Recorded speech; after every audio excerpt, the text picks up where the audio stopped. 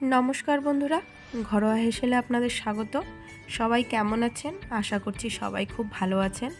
আজকে আমি আপনাদের সামনে বানিয়ে দেখাবো আলু দিয়ে চিংড়ির কারি। এই রেসিপিটি খেতে অসাধারণ লাগে আর একদম সহজ পদ্ধতিতে আমি এই রেসিপিটি দেখাবো আপনাদের। রেসিপিটি দেখার আগে প্লিজ আমার চ্যানেলটিকে সাবস্ক্রাইব করবেন অ্যান্ড পাশে থাকা বেল আইকনটিতে ক্লিক করে দেবেন আর প্রচুর শেয়ার করবেন, লাইক অ্যান্ড কমেন্ট করতে ভুলবেন না। তাহলে চলুন রেসিপিটি শুরু করা যাক। প্রথমেই আমি এখানে নিয়ে নিয়েছি চিংড়ি মাছ। এখানে 250 মতন চিংড়ি মাছ আছে। এটাকে আমি লবণ আর হলুদ দিয়ে মেখে রেখেছি। কড়াইতে আমি তেল নিয়ে নিয়েছি। এবার চিংড়ি মাছগুলোকে ভেজে তুলে নেব।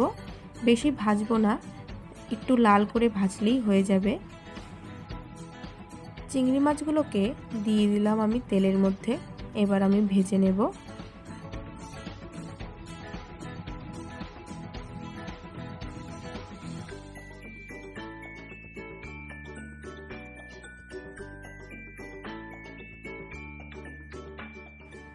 মাছগুলো লাল করে ভাজা হয়ে গেছে। এবার আমি তুলে নিচ্ছি কড়াই থেকে। চিংড়ি মাছ ভাজা কড়াইতেই আমি আর একটু সামান্য তেল দিয়ে নিলাম।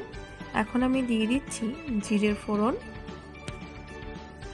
এরপর আমি দিয়ে দিলাম শুকনো লঙ্কা। এই দুটোকে আমি একটু ভালো করে ভেজে নেব।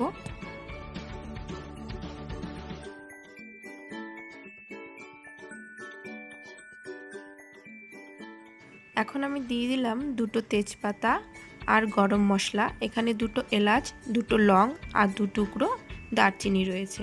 ফোড়নগুলো আমার ভাজা হয়ে গেছে। এবার আমি দিয়ে দিচ্ছি পেঁয়াজগুলো।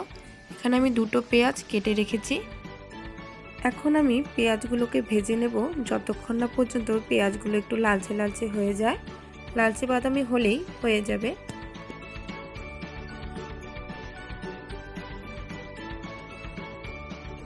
দেখুন পেঁয়াজগুলো আমার লাল করে ভাজা হয়ে গেছে। এবার আমি দিয়ে দিচ্ছি আদা বাটা। আদা বাটা দেওয়ার পর আমি একটু ভেজে নেব যাতে আদার যে কাঁচা গন্ধ সেটা চলে যায়।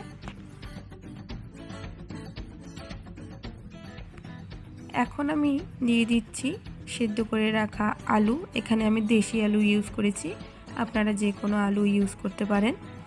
এবার আলুগুলো দেওয়ার পর আমি একটু ভেজে নিচ্ছি। এখন আমি দিয়ে দিচ্ছি স্বাদ মতন লবণ। আপনারা আপনাদের স্বাদ অনুযায়ী লবণ দেবেন। তারপর দিয়ে দেব হলুদ গুঁড়ো। এখানে আমি 1 চামচের মতো হলুদ গুঁড়ো দিয়েছি। তারপর দিয়ে দিচ্ছি লঙ্কা গুঁড়ো। লঙ্কা গুঁড়ো আমি এখানে 2 চামচের মতন দিয়েছি।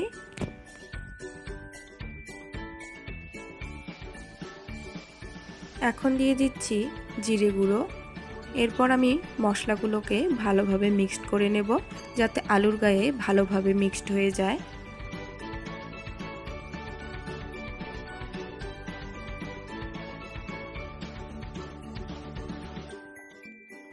এখন আমি 4টে কাঁচা লঙ্কা দিয়ে দিলাম। কাঁচা লঙ্কার গন্ধটা সবজিতে খুব ভালো লাগে, তাই আমি 4টে কাঁচা লঙ্কা দিয়ে দিলাম।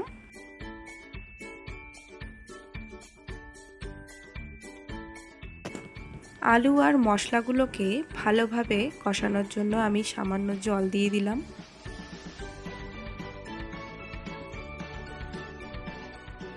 মশলাগুলো কষানোর জন্য আমি 5 মিনিটের জন্য লো ফ্লেমে ঢেকে দিচ্ছি। ঢাকনাটা তুলে নিচ্ছি।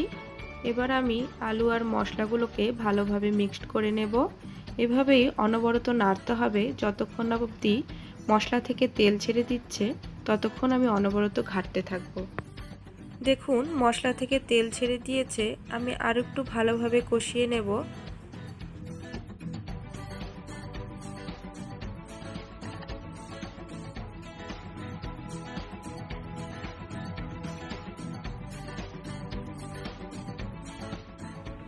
এখন আমি দিয়ে দিচ্ছি সামান্য ধনে গুঁড়ো। ধনে গুঁড়ো দিলে একটু স্মেলটা ভালো আসে। এবার আমি ভালোভাবে মিক্সড করে নেব।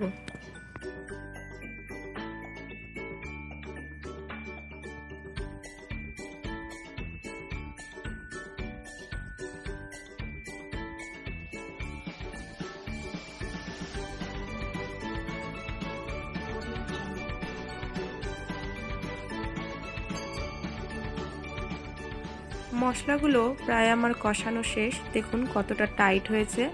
এবার আমি গরম জল দিয়ে দিচ্ছি। আপনারা কিন্তু গরম জল ইউজ করবেন, খেতে অনেকটাই টেস্টি লাগে তরকারিটা।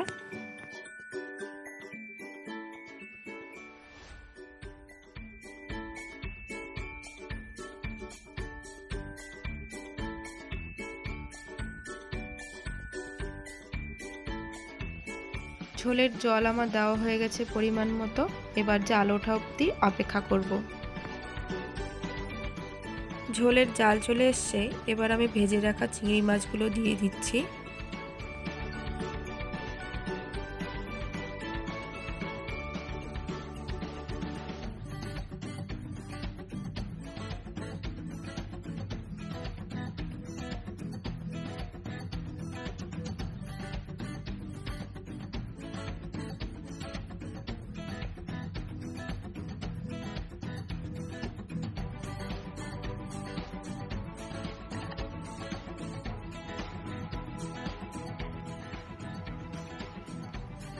এখন আমি দিয়ে দিচ্ছি গরম মশলা গুঁড়ো।